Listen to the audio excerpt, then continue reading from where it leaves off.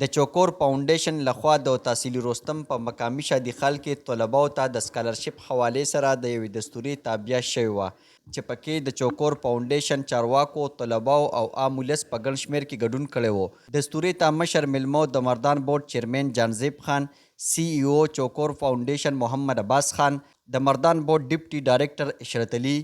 نگار خان، سجاد احمد، سجاد عالم چیرمین، ګوهر علي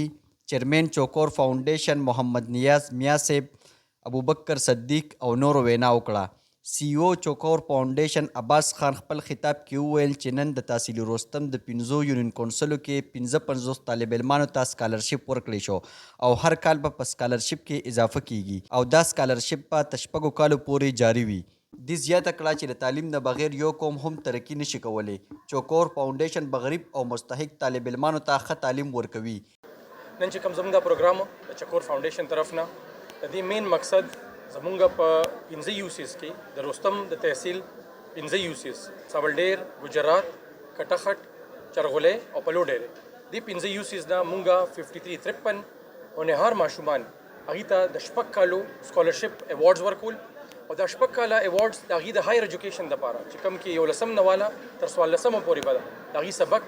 ټولې اخراجات په هغې کې میډیکل کوي، په هغې کې هغې انجینیرنګ،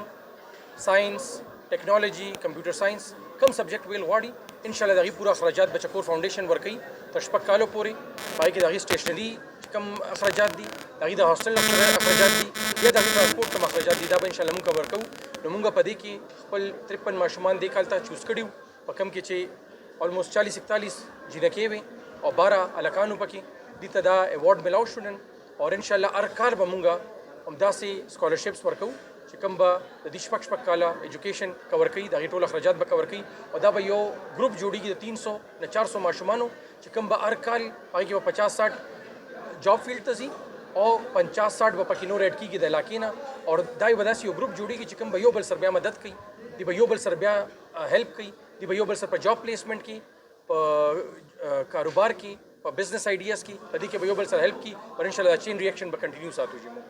ټول نه اول خو دعاګانې زموږ د خپل کمیونټي طرف نه چې موږ دپاره دعاګانې کوي. موږ دا چې کوم کار خیر شروع کړی دی په دې کې موږ سره څومره چې زموږ ښېګړه کولی شي موږ سره امداد کولی شي او د دې ځای چې کوم نماینده دي چې کوم پبلکلی الیکټډ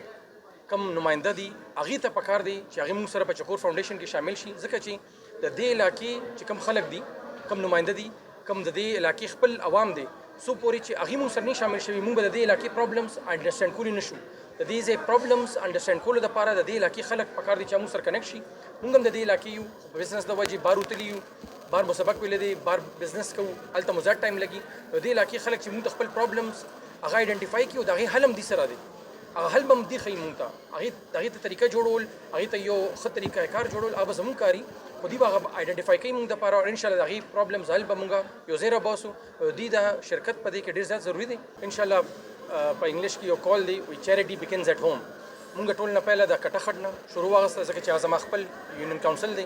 یو سی ده زما خپله علاقه ده، خپل ګاونډ مې دی. هغې نه پس موږ چې کوم موږ سره منسلک 15 یونین کاونسل لګېدلي وو هغه مو پکې ایډ کړل چې کوم تاسو ته ما نومونه اوس واخیستل. انشاءالله اوس نیکسټ سټیپ کې نیکسټ ایئر نه به چې کوم د جنوري نه سټارټ کېږي موږ په دې کې بخشالي، رستم او ګلیاړه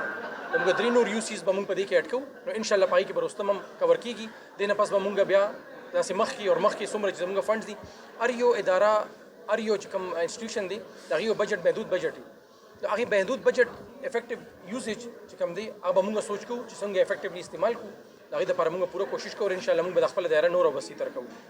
والدین او طلباو راغلي مېلمنو په شمول ځایي ولس د چوکور فاونډیشن د دې قدم ستاینه وکړه او ویې ویل چې چوکور فاونډیشن به هم دغه شان د غریب ولس مرستیال جوړیږي. د کیمرا ټیم سره عمر خاکسار، رستم نیوز، مردان.